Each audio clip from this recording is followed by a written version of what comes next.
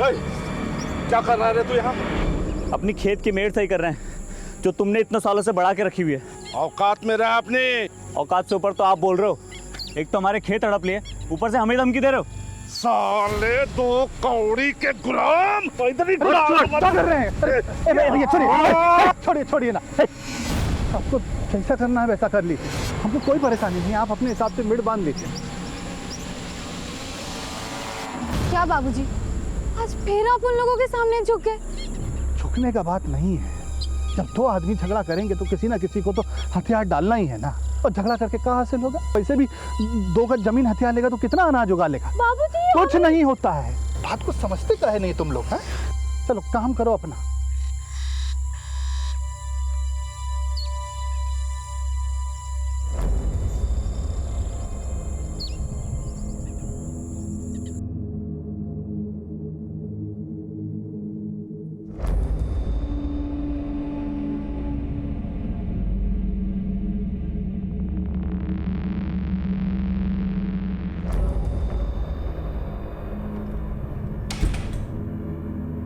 शोभा, क्या हुआ शोभा? नहीं हुआ इस बार भी।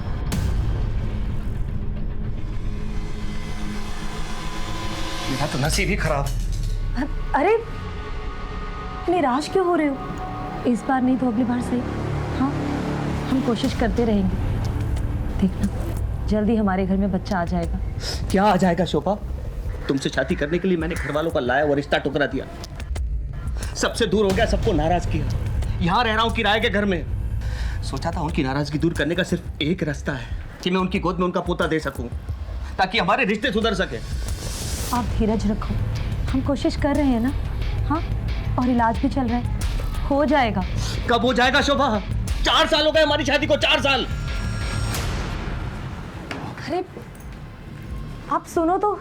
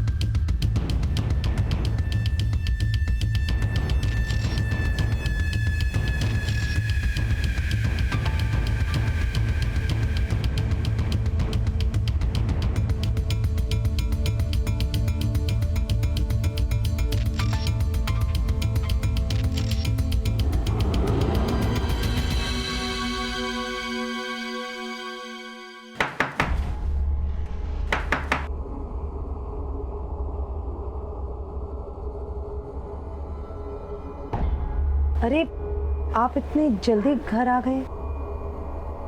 अरे काम खत्म हो गया तो जल्दी चला आया, और वैसे भी बाहर बहुत बारिश है, ऑफिस में लोग कम आए थे। तुम्हें क्या हुआ? तबीयत तो ठीक है तुम्हारी? नहीं कुछ नहीं, वो पता नहीं क्यों आज पेट में हल्का हल्का सा दर्द हो रहा है मेरे। क्या डॉक्टर क्या चले? अरे नहीं उसकी कोई ज़रूरत नहीं है। आप अभी अभी ऑफिस आए हो, आप फ्रेश हो जाओ, मैं बाद में चली जाऊंगी। पक्का?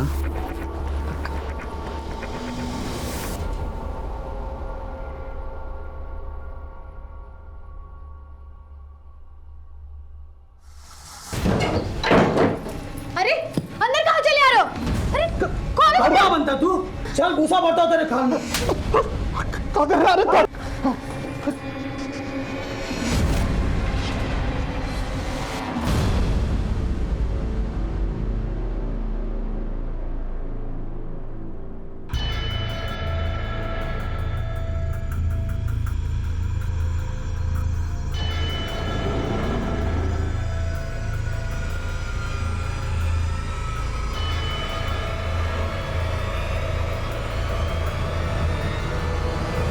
हवलदार साहब, इंस्पेक्टर साहब कहाँ हैं?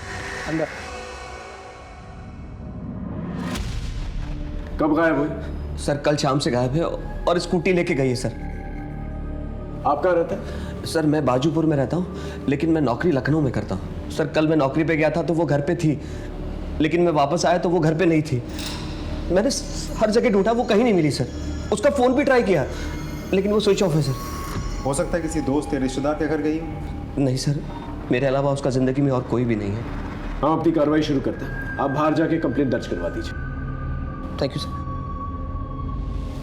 अभिषेक, ये फोटो और स्कूटी नंबर लेके सब जगह सर्कुलेट करो। चलो। ला ला ला ला ला ला ला ला ला। कौन कौन?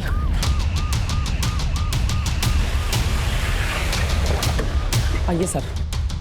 हटिए हटिए, बीच में से आप लोग हटिए।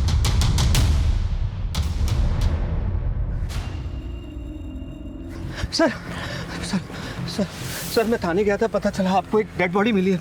बहुत घबराहट हो रही सर, क्या हुआ? आसपास अच्छी तरह से चेक करो, देखो क्या मिलता है। ओके, बैठो।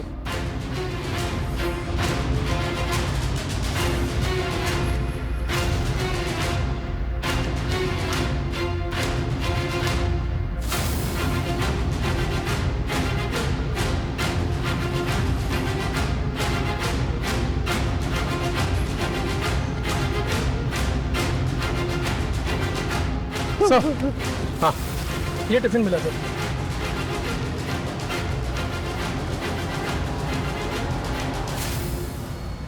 सर सर सर ये टिफिन और बैग हमारे घर का है सर। अपना टिफिन लेकर इतने सुनसान एरिया में आपकी बीवी कर क्या रही थी? मैं नहीं जानता सर, ये मेडिसिन का रैपर मिला है। एंटी डिप्रेशन लगता है। किसी कीलदार औजार से वार किया गया है। बहुत ही बेरहमी से मारा गया है सर। इतनी दर्दनाक तरीके से कोई नफरत करने वाला ही मार सकता है। आपको किसी पे शक है? मैं क्या जानूं सर। सर यहाँ आसपास एक हाईवे है, कहीं ऐसा तो नहीं कि आते जाते किसी ने टारगेट बना लिया हो? हाँ, इस पूरे एरिया को स्कैन करो, बॉडी को पोस्टमार्टम के लिए भेजो। और हाँ, एक स्कूटी भी थी ना सर। देखो कहाँ डंप की गई। Okay sir.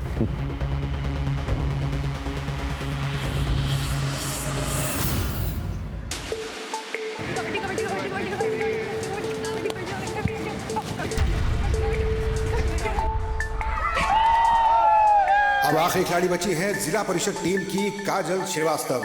देखना है कि वो क्या कर पाती है। मैच तो लग रहा है जैसे महानगर स्कूल ने लगभग जीत ही लिया है। काजल रेखा के अंदर घुसी और देखते ही देखते आगे बढ़ रही है, काफी बहादुरी के साथ लड़ते हुए, हालात से समझौता ना करते हुए। काजल श्रीवास्तव बड़ी बहादुरी के साथ गेम चल रहा है। देखना है कि अब क्या होता है।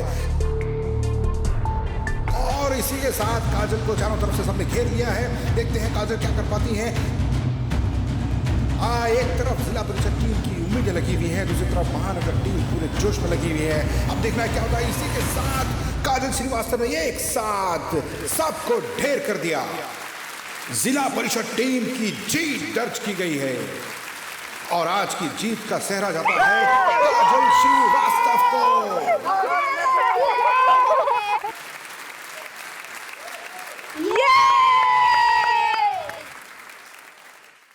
बहुत बढ़िया काजल, अब तुम सीधा डिस्ट्रिक्ट चैंपियनशिप की तैयारी में जुट जाओ। अगले ही संडे ना सिलेक्शन का कैंप लगने वाला है लखनऊ में, साथ चलो। सर, दूसरे शहर में अकेले कैसे जा सकती हूँ? तुम अकेली थोड़ी ना हो, मैं हूँ ना तुम्हारे साथ। एक साथ जाएंगे, एक साथ वापस आ जाएंगे। और तुम टेंशन क्यों ले रही हो? मैं समझाऊंगा तुम्हारे पापा को, तुम बस तैयारी करो। सवाल ही पैदा नहीं होता। अब से ये बचपना बिल्कुल बंद। तुम्हें जरा सा खेलकूद में हिस्से क्या लेने दिया? दुनिया के सर पर निकल पड़ी। सर, ये काजल के लिए एक सुनहरा मौका है स्पोर्ट्स में अपना करियर बनाने का। तुझसे बात की मैंने, तूने दिमाग खराब कर रखा है इसका। चल निकल यहाँ से। पापा एक बार सुन तो लो, सर क्या कह रहे हैं। चुप, मुझे कुछ नहीं सुनना है। और तू भी एक बात कान खोल के सुन ले, ये तेरा आखिरी साल है। जैसे तैसे अपनी पढ़ाई पूरी कर ले। सर, अगर आपको ये टेंशन है कि काजल अकेले कैसे जाएगी, तो मैं जा रहा हूँ ना उसके साथ। अरे जा भाई जा, काजल कहीं नहीं जा रही है। और तू भी अपना रास्ता नाप और निकल यहाँ से। चल निकल यहाँ से। रेनू, आज से इसका खेलना कूदना और बाहर जाना बिल्कुल बंद। समझा दो इसे। जी। पापा इसे मत करो ना।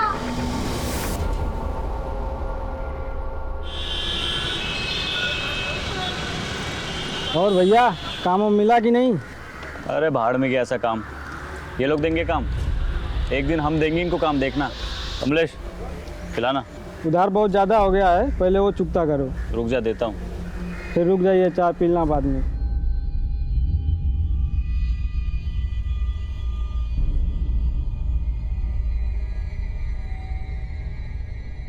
ये लो भैया चाय। रख दो।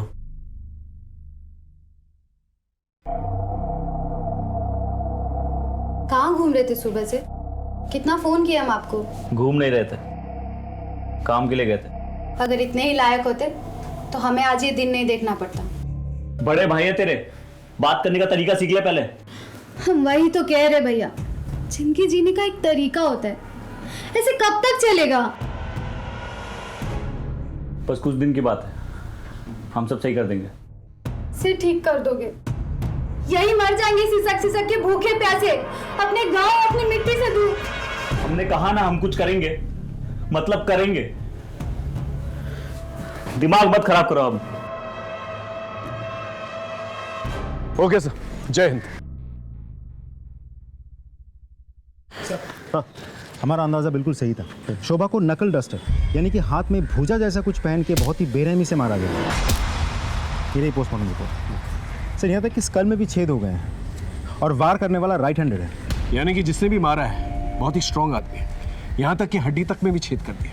लेकिन इतनी बेरहमी से कोई मारेगा क्यों? विनोद कह रहा था कि शोभा का कोई भी नहीं है। मेरे अलावा उसका जिंदगी में और कोई भी नहीं है। इस पति पत्नी के रिश्ते के बारे में पता करो। ये जानना बहुत जरूरी है कि आखिर शोभा से नफरत कौन करता है। साहब, शोभा अक्सर दोपहर में स्कूटी से कहीं जाती थी।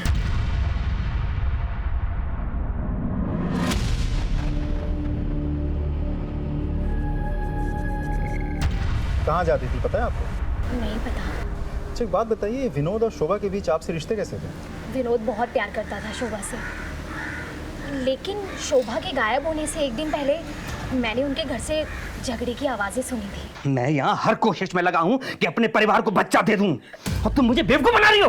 अब तुम्हारी झूठ का पर्दाफाश हो गया, तुम्हारी डॉक्टर ने मुझे सब बता दिया। क्या सब कुछ बता दिया? देखो विनोद, मैं तुम्हें भी सब कुछ बताने वाली थी, लेकिन मुझे बहुत डर लग रहा था कि कहीं तुम मुझे छोड़ के ना चल जाओ। इतना बड़ा झूठ, इतना बड़ा झूठ। तुम मुझे बेवकूफ बनाती रही और मैं बेवकूफ बनता रहा।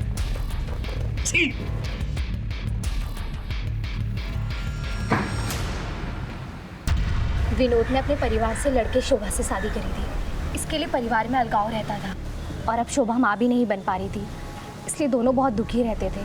लेकिन इस बात को लेके झगड़ा उसी दिन हुआ था पहली बार। ये विनोद के परिवार वाले कहाँ रहते हैं?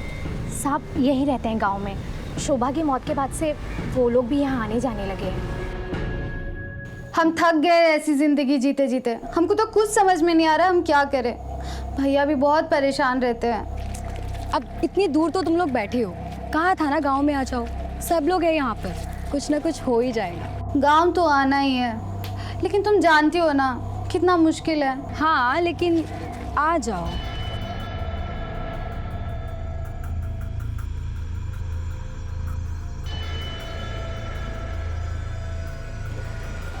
अच्छा मैं तुझे बाद में कॉल करती हूँ। हाँ ठीक है।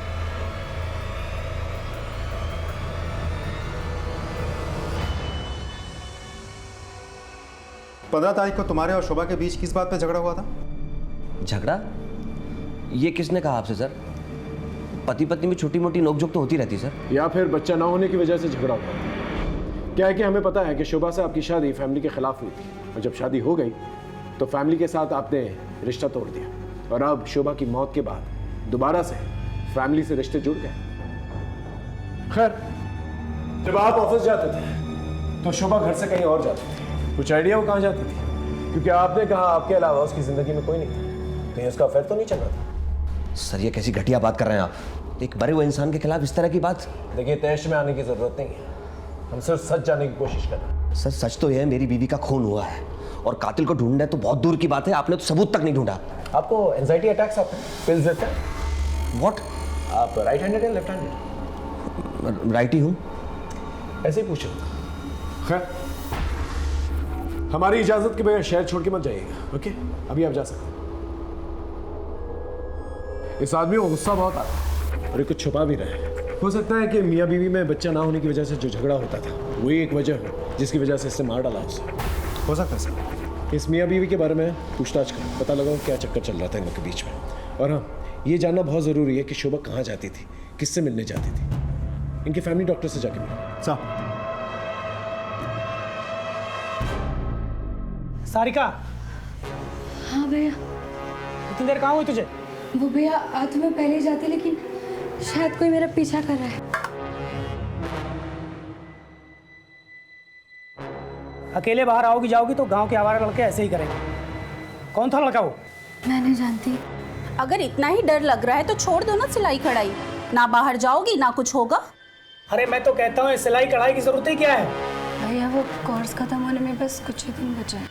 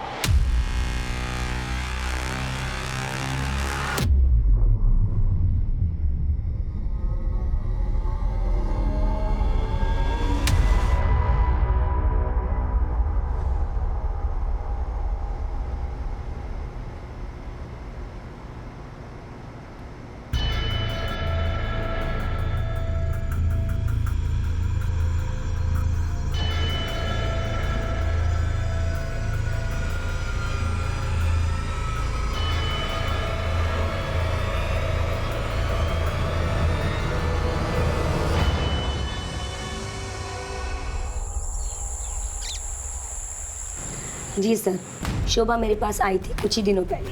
उसके पेट में किसी तरह का इन्फेक्शन हुआ था।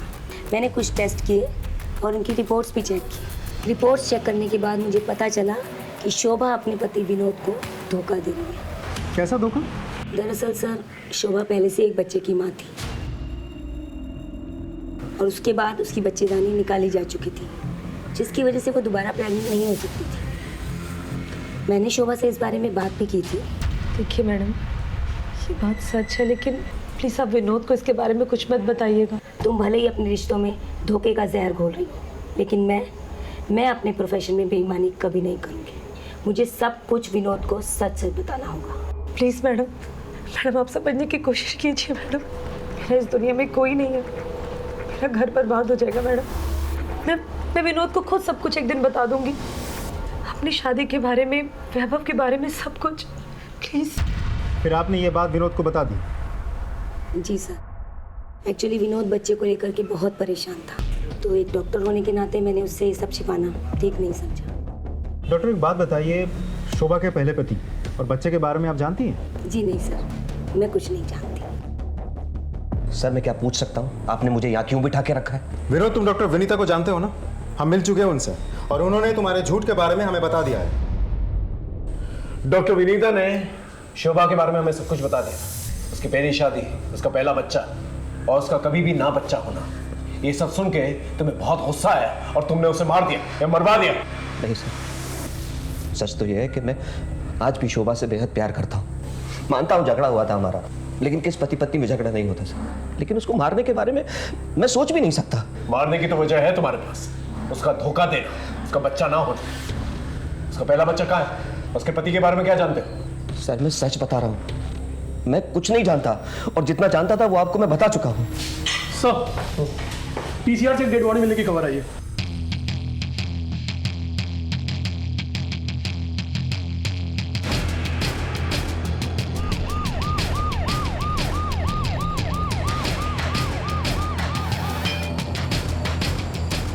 चलिए हटिए, हटिए सर।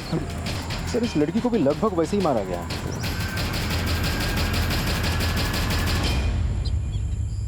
सर ये बैग मिला है और उसके अंदर सर ये यूनिफॉर्म मिला है सर।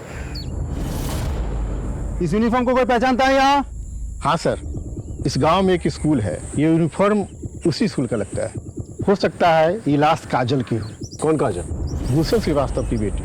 सर वो एक दिन से लापता है। गुलशन श्रीवास्तव? सर डेड बॉडी के पास में ये मेडिसिन रैपर मिला है। दिखाओ सर ये तो वही दवाई है जो हमें शोभा के मर्डर स्पॉट में मिली थी, और इस लड़की का चेहरा भी बुरी तरह से बिगाड़ा गया है। बॉडी को पोस्टमार्टम के लिए भेजो, देखते हैं रिपोर्ट में क्या आता है। सर एक काम करते हैं, इस मेडिसिन के रैपर को आसपास के मेडिकल शॉप में जाके पूछताछ करते हैं, शायद हमें कुछ पता चल जाए। नॉट पॉसिबल अभिषेक, ये जो मेडिसिन है काफ़ी कॉमन मेडिसिन है, काफ़ी लोग इस्तेमाल करते होंगे इसका। इतने से एविडेंस के साथ कल्प्रिट तक पहुंचना थोड़ा मुश्किल होता है। हमें कोई और रूट लेना, उस गुलशन का पता ले लो। Okay sir. आपकी बेटी गायब हुई थी, आप पुलिस वालों के पास क्यों नहीं आए? क्या करते साहब, ढूंढा उसे जाता है जो गुम हो जाए, जो भाग जाए उसे क्या ढूंढना साहब। सर ये लेटर छोड़ के गई है, भाग गई उस मास्टर अशोक के साथ। मैं उसके पास भी गया था साहब, लेकिन वो नहीं माना। क्या करता, पुलिस में रिपोर्ट करता तो बेइज्जती होती, इसलिए बैठ गया चुपचाप। अशोक ने क्या बताया था?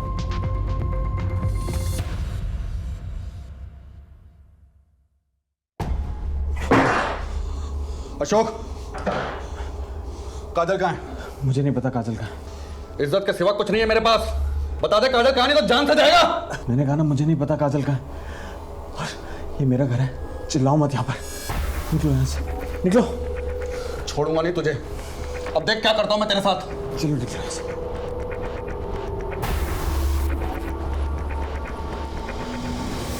कहाँ रहता है ये कोच?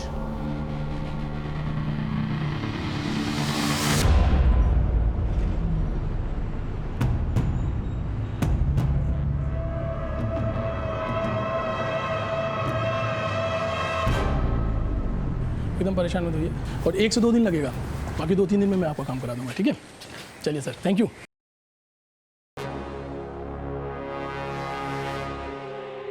जी बताइए। सर अगर कोई पीछा कर रहा हो तो कंप्लेंट कहाँ लिखानी है? यही पुलिस स्टेशन में। वैसे कौन पीछा कर रहा है? सर पता नहीं। उसका हुलिया याद है जिससे हम उसका स्केच बनवा सकें? नहीं सर। आप परेशान मत हो, एक हेल्पलाइन नंबर है, आप इसको नोट कर लीजिए। Thank you.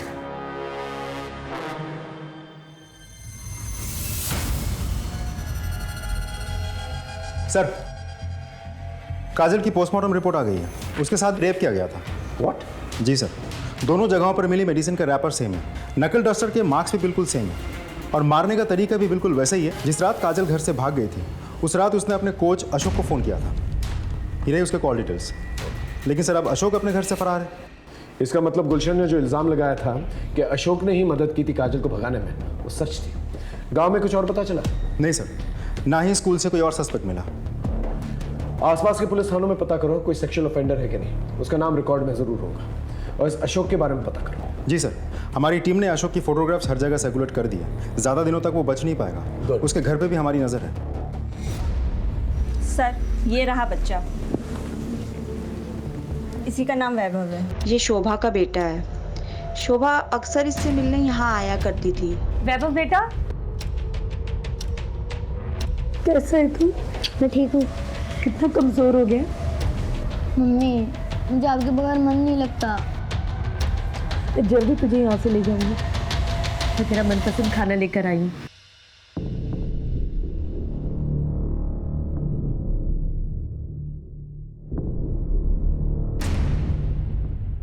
सर शोभा ने कहा था कि उसने अपने पति से बात किया है कि वो इसे अपने साथ लेकर जाएंगे। क्या हुआ सर, क्या हुआ? चल चल बैठ बैठ बैठ, आराम से बैठ, हम तुझे बताते हैं क्या। पहले तू हमें ये बता, ये कौन? सर ये तो मेरे दोस्त गुलशन की बेटी है सर। इसका मर्डर। क्या मर्डर? बिल्कुल उसी तरह जिस तरह से शोभा का। लेकिन सर आप ये मुझे क्यों बता रहे हैं? इसे पहचानता है? नहीं सर, इसे नहीं जानता मैं। यही शोभा का बेटा है जिसकी वजह से तूने शोभा को मार दिया। सर सच सच बता, उस दिन क्या हुआ? सर मैं कसम खा रहा हूँ, मैं नहीं जानता था ये शोभा का बेटा है सर। उस दिन हॉस्टल जाते वक्त उसने हॉस्टल की वार्डन को सब कुछ बता दिया था कि उसने तुझे सब कुछ बता दिया। सच बोल। सर वो मेरे दिमाग से निकल गया। बताया था उसने सर मुझे, मैं भूल गया था सर। मुझे माफ कर दो विनोद, मैंने तुमसे कुछ झूठ नहीं बोला, सिर्फ सच छुपाया विनोद। मेरी शादी पूरी तरह से बर्बादी थी। विनोद तुम वैभव को अपना लो विनोद, प्लीज।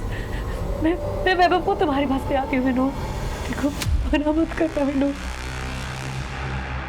लेकिन मैंने उससे ये कभी नहीं कहा था कि मैं उसे अपना लूंगा या वो उसे घर ले आए। तूने कहा नहीं करके दिखाया, इसलिए जब शोभा बाहर निकली तूने उसे मार दिया या मरवा दिया, ताकि ना रहे वैभव और ना रहे वो, और तू दोबारा अपने माँ बाप की मर्जी से शादी कर सके। सर चाहे तो आप सारी जिंदगी के लिए मुझे जेल में डाल दीजिए, मैं आखिरी वक्त तक यही कहूंगा कि मैंने शोभा को नहीं मारा, नहीं मारा, नहीं मारा।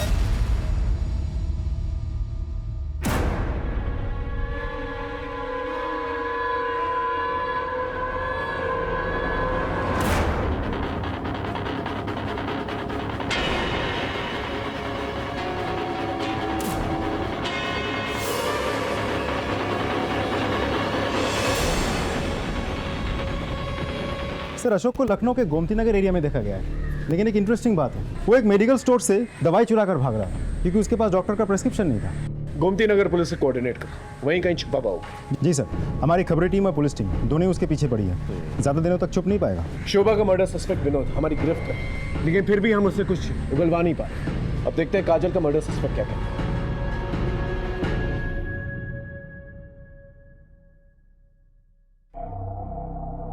कुछ याद है इस घर का? हाँ भैया, कैसे भूल सकते हैं, एक ही याद थोड़ी ना इस घर में। अच्छा सुनो अंकिता, जी भैया। हम थोड़ा खेत का चक्कर लगा के आते हैं। और हाँ, घर से बाहर निकलना मत, यहाँ का माहौल ठीक नहीं है। जी भैया।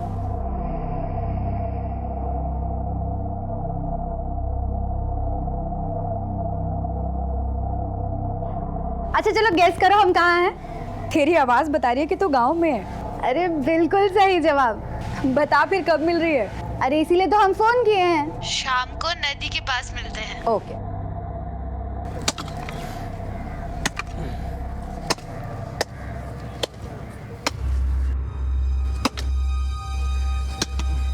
अरे श्याम।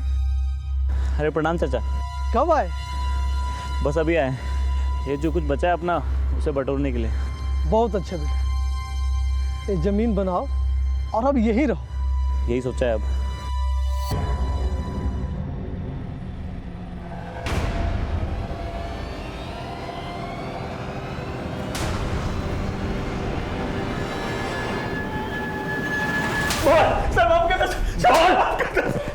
सर मैंने किसी को नहीं मारा है सर। अच्छा, तो फिर भाग क्यों रहा था और दवा क्यों चुराई?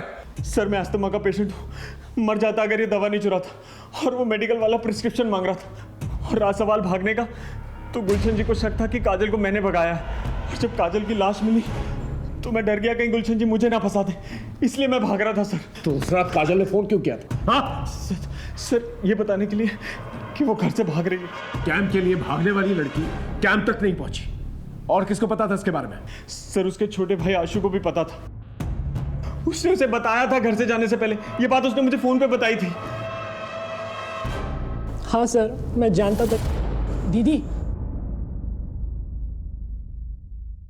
ये जो तुम कर रही हो ना बिल्कुल ठीक नहीं है। मैं जा रहा हूँ बाबा को उठाने के लिए। आशु देख, अगर तूने पापा को कुछ भी कहा तो तू मेरा मरा हुआ मुंह दिखेगा। इतनी मुश्किल से ऐसा मौका हाथ लगाए तो वो दिन की तो बात है, मैं आ जाऊंगी वापस।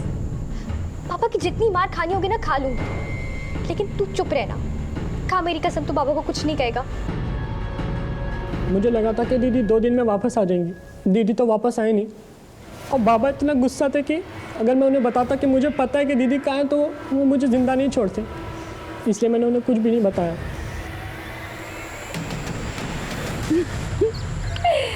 सब कुछ कितना बदल गया नहीं? तो सालों बाद आई है ना, इसलिए ऐसा लग रहा है। बदलता नहीं तो हम ऐसे यहाँ नहीं मिलते। वो तो है, लेकिन तू जा रहा है यहाँ पे कैसे? भैया ने कहा गांव चलो तो चली आई, और अब हम यहीं रहेंगे। हाँ हाँ हाँ। अब अच्छा, अब मैं चलती हूँ, बहुत देर हो गई है। वैसे भी भैया ने घर से बाहर निकलने से मना किया है। हाँ, वैसे भी आजकल इस गांव के हालात कुछ ठीक नहीं है, तो एक काम कर, तू भी निकल और मैं भी चलती हूँ। ठीक है, बाय।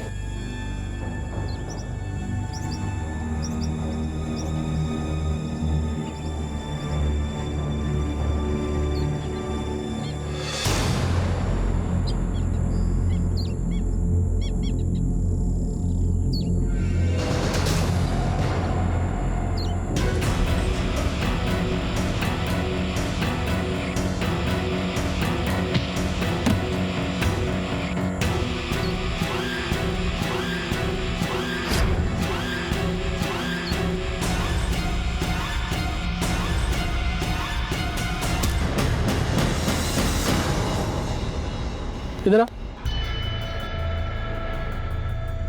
जी सर।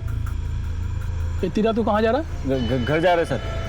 वैसे यहाँ आसपास खतरा बहुत है, कर क्या रहा है यहाँ पर? आगे आगे खेत है हमारे सर, वो देरी हो गई आज। अच्छा ठीक है, गाड़ी में बैठ जा, छोड़ देता हूँ। जी जी सर।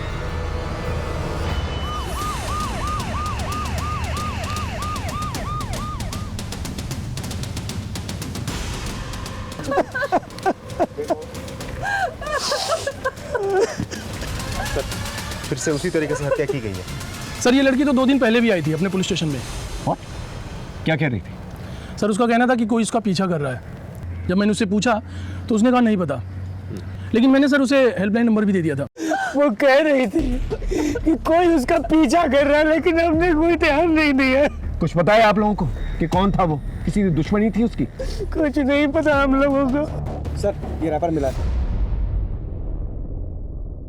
सर ये रैपर देखिए, बिल्कुल ऐसा ही मेडिसिन का रैपर हमें शोभा के मर्डर स्पॉट पर भी तो मिला था। जिस बेरहमी से मारा गया ऐसे किसी साइको किलर का ही काम हो सकता है, या तो ये तीनों की तीनों मर्डर्स जो हैं कनेक्टेड है। क्योंकि सिर्फ मर्डर करना या करना उसकी मंशा नहीं हो सकती। अब लगने लगा है कि किलर हमें चुनौती दे रहा है और हमारी हर एक मूवमेंट पे नजर रखा। सर कल शाम में जब मैं इधर पेट्रोलिंग पर था तभी उधर से एक आदमी आ रहा था। कौन था? सर उसने ये सब तो नहीं बताया, लेकिन उसने एक बात बताई थी कि उसका आसपास के एरिया में ज़मीन है। इस पूरे एरिया में जितने लोगों की ज़मीन है ना, उन सब से पूछताछ करो और उस आदमी के बारे में भी पता करो, शायद उसे कुछ पता। खैर, इसकी फोटो लो और आसपास के एरिया में पूछताछ करो। ये कह रही थी कोई इसका पीछा कर रहा है, पता करो, शायद किसी ने कुछ देखा। ओके, और बॉडी को पोस्टमार्टम के लिए भेजो।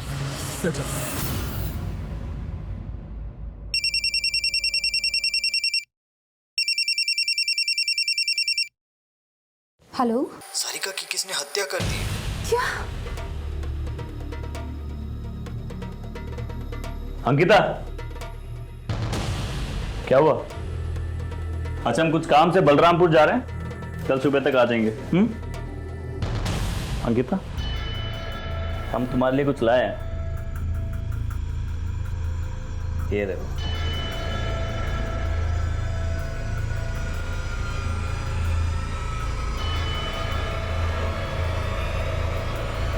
वैसे भी आजकल इस गांव के हालात कुछ ठीक नहीं है, तो एक काम कर, तू भी निकल और मैं भी चलती।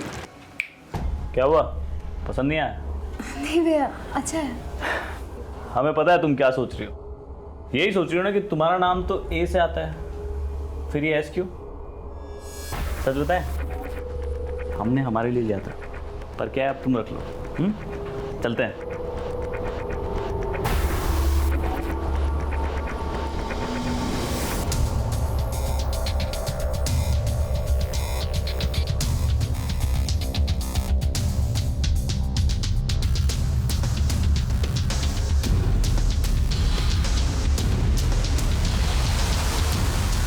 सर उस एरिया में नदी के किनारे तक कुल 25 लोगों की ज़मीन है।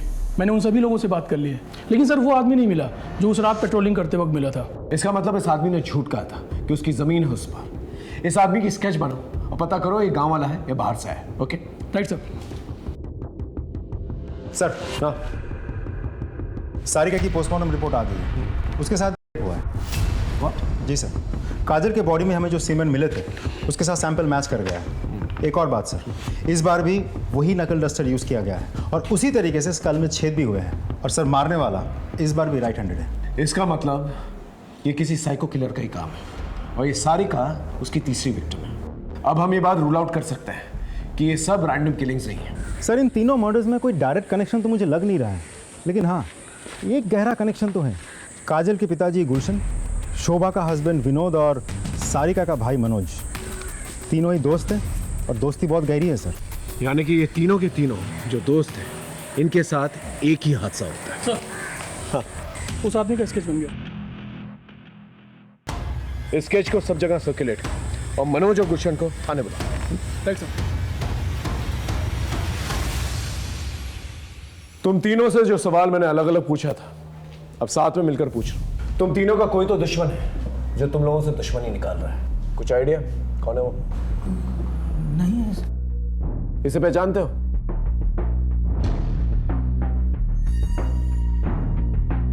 ये तो श्याम है। कौन श्याम? हमारे गांव का ही है। ओम साहू का बेटा। सर सालों पहले इसने गांव छोड़ दिया था, लेकिन सर हमें पता चला कि कुछ दिन पहले इसने गांव आना शुरू किया है। और सर जब से इसने गांव आना शुरू किया है तब से ऐसे कांड होने शुरू हो गए। तो अब बता रहे हैं हमें भी अभी तस्वीर देख के झटका लगा। आप लोग हमें ये बताइए, आप लोगों का कनेक्शन क्या है इसके साथ और ये कहाँ मिलेगा?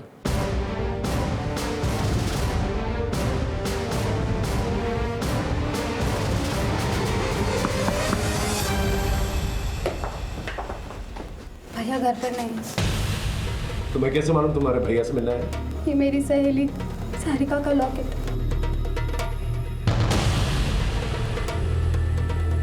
ये लॉकेट तो सारिका का है। शाम का है? भैया बलरामपुर। बलरामपुर? बलरामपुर में तो मेरी बहन स्नेहा रहती है, मैंने बताया था ना आप लोगों से। चलो बलरामपुर सब।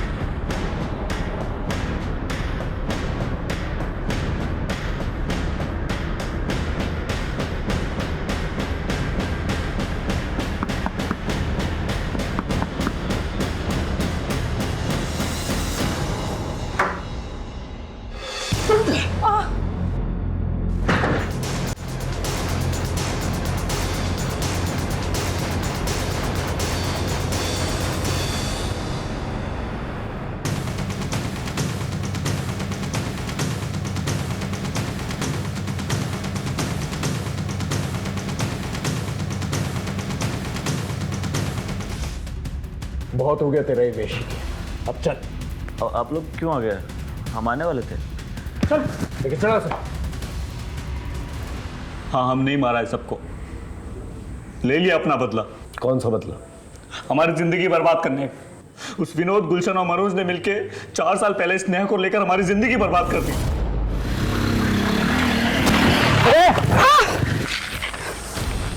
ये क्या कर दिया तुमने? हमें जानबूझ के नहीं किया, वो गलती। क्या हो रहा है? क्या स्नेहा तुम क्या कैसे? भैया इसने मुझे छेड़ा है। नहीं, अपनी जात और औकात दोनों भूल गए। भैया आपने तो बचाया इसे बाइक से। दो इसे दो मनोज भाई। एक और दो, एक मनोज। हम तो स्नेहा को बचाने गए थे, मगर गांव के बड़े और दबंग लोग गलत समझ बैठे। हमारे बाबा ने कहा कि जब तक मामला ठंडा नहीं हो जाता गांव से दूर रहो, मगर हमारे दूर जाने के बाद मामला और बिगड़ गया। वो हमारे बाबूजी को उठाकर ले गए हमें ढूंढने के लिए। जैसे हमें पता चला हम पहुंचे उनके पास। दोबारा इस गांव में दिखे तो पूरे खानदान को खत्म कर दूंगा। मार पीट से ज्यादा उन्होंने हमारे बाबा की दिल पे चोट पहुंचाई। एक चींटी नहीं मारी थी उन्होंने, जानवरों जैसा व्यवहार किया उनके साथ। वो हमारे बाबा की आत्मा तो उसी दिन मर गई थी, वो तो बस जी रहे थे। हड्डियां पकड़ ली थी उन्होंने, एक दिन से सक के दम तोड़ दिया।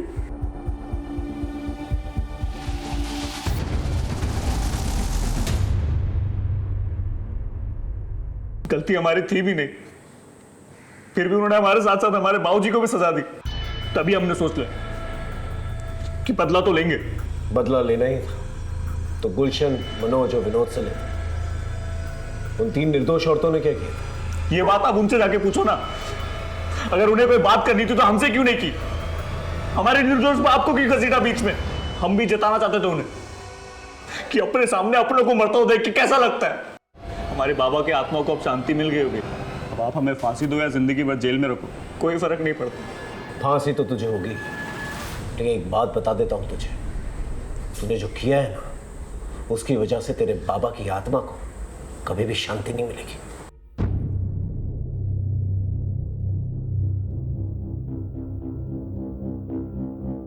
शाम के दिल में अपने पिता के खिलाफ अत्याचार घर कर चुका था और एक सुलगते लावा की शक्ल ले रहा था।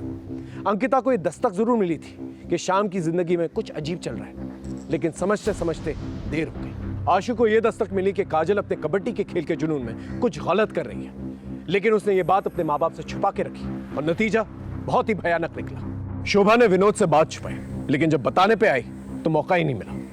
सारिका ने बार बार अपने घर वालों से ये कहा कि कोई उसका पीछा कर रहा है, लेकिन किसी ने उसका यकीन ही नहीं किया।